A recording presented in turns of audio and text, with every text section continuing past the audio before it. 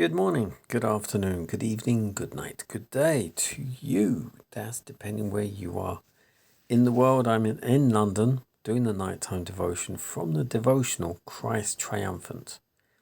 The title today, God Hears Our Intercessory Prayer. Genesis 18 verse 23 says, "And Abraham drew near and said, Wilt thou also destroy the righteous with the wicked?"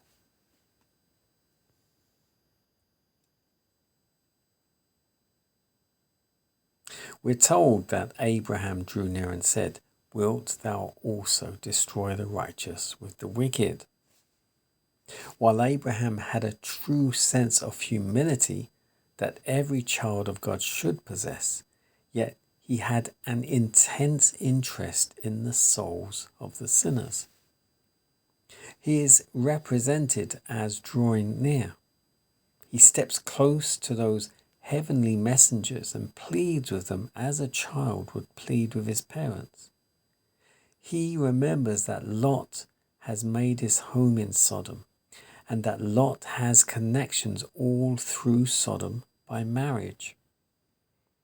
Therefore, Abraham commences at 50, and the Lord tells him that he will spare it for 50. Then he goes down to 10, and the Lord tells him that he will spare it for 10's sake. He does not make any further appeal, but he does hope that there will be found 10 righteous people in Sodom. But when the angels came to Sodom, they could not even find 5 righteous ones in that splendid city. So we may reason that there may be the most splendid cities having the greatest wealth, and yet there may not be found 5 righteous in them. As we're seeking for the future immortal life, every one of us should have everything connected with us as favorable as we can make it for the development of Christian character. God frequently calls us to break every tie that binds us to unholy influences and to come out from among them. Here, Abraham stands as one who is a representative for God, and his history is brought down along the line in our time. Abraham's interest and anxiety for Sodom is a lesson to us that we should have an intense interest for those around us. Although we should hate the sin, we should feel most grateful. We should love the souls of those whom Christ died for. And then we should feel most grateful to God that we have one who is pleading in the heavens above in our behalf. Jesus knows the worth of every soul because it is He who paid the price for all of us. When He was in His agony at the crucifixion, He prayed there for His enemies and He said, "Father, forgive them, for they know not what they do." And here, as we see in the case of Abraham, he pleads for the guilty as one person pleads for another. We should offer that same earnest prayer for those who are in darkness.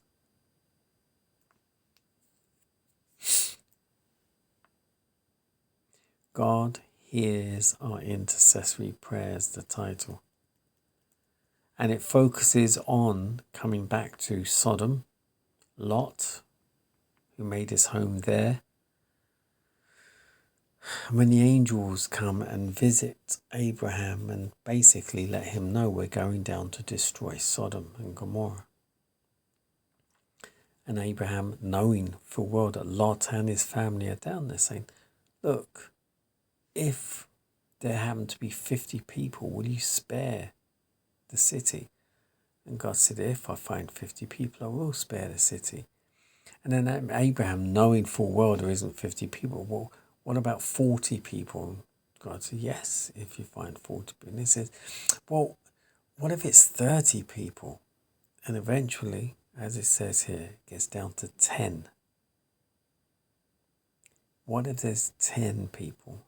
And God says, yes, I will spare the city if we can find 10 people. And what happens?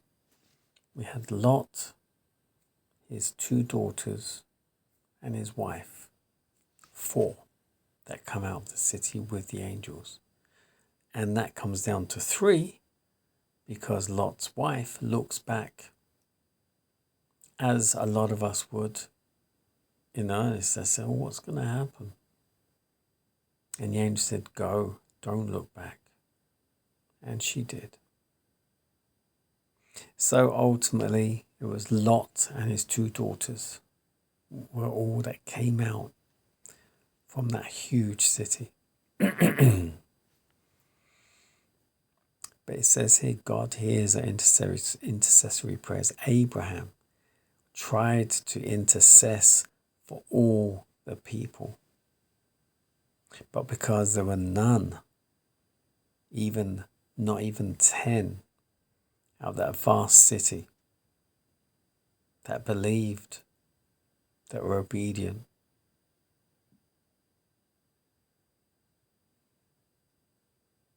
we can intercede for others, and we should intercede for others. God hears our intercessory prayers.